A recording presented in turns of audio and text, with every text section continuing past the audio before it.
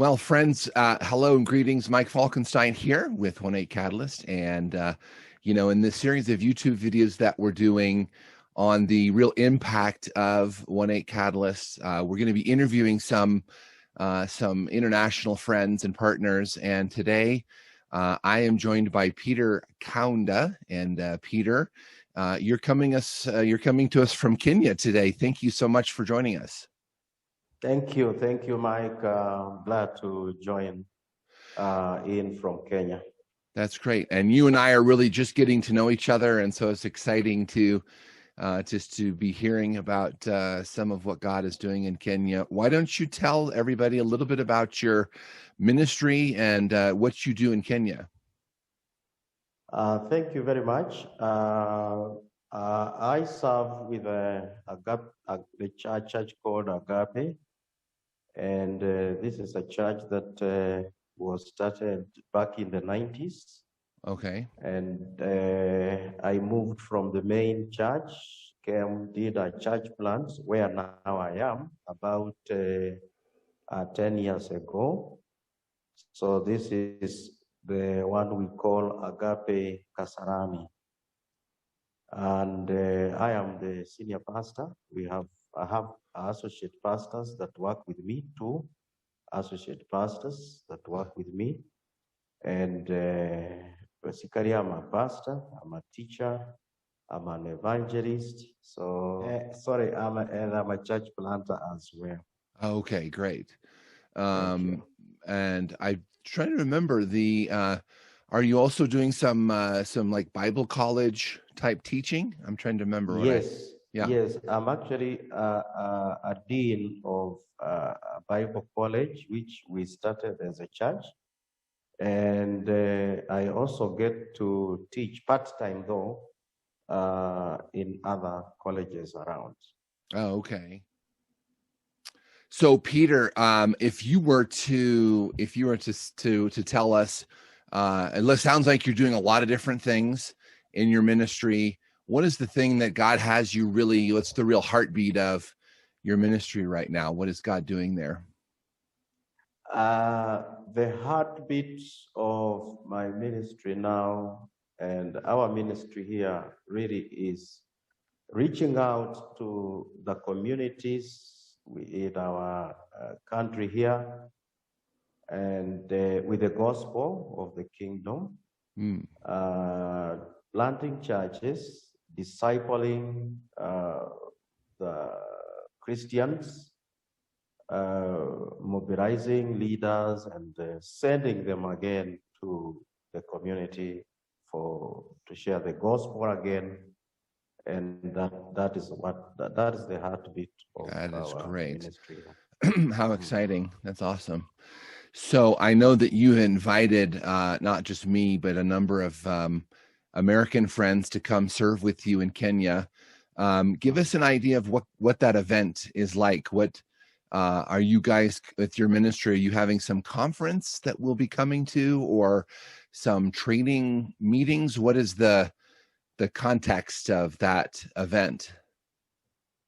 Yeah, since many years ago, we've been committed as a ministry to planting at least a church every year as a local church here. And on several trips that we have invited our friends and partners from the US and other places has been towards the same. We've gone with them to areas where there isn't many churches, and we have planted churches there. So we go to a place, we conduct a public evangelistic meeting, crusade, and then also we do revivals. We also do conference.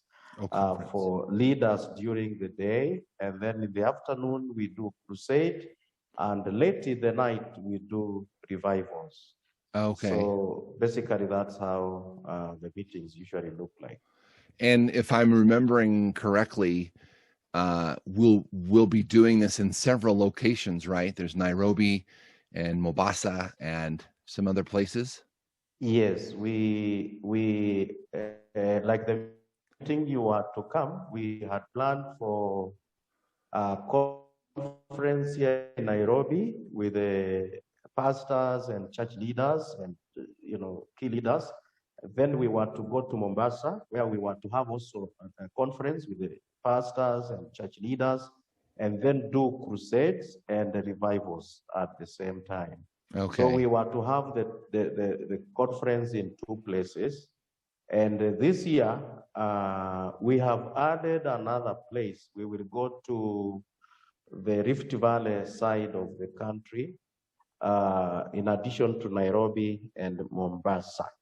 So that is our plan for this year.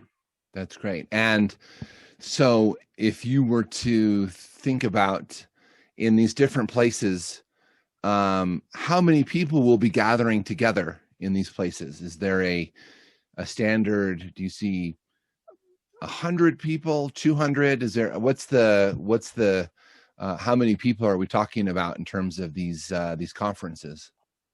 Like in Nairobi, we look forward to gathering around 120, 30 there. 120, 30 there, because this is just the cream, not just everybody, but just the cream. Mostly pastors and church leaders that are, on the front line. Oh, Then okay. in Mombasa, we were planning for at least 250 leaders, to gather for the conference. But then for the crusades, that would be more. For the revivals, that would be more. Okay. Well, that's great. Well, of course, Peter, you and I are just getting to know each other, but I think I've sent you a copy of the book that I've written on the 6 marks of a disciple of Jesus. And really this book is really intended to help people, become a fully devoted follower of Christ as you think about, having me come and do this teaching with these church leaders. How is that helping your ministry accomplish its mission to receive this training? Thank you very much. As you can see, as a local church here, we are planning to have a church plant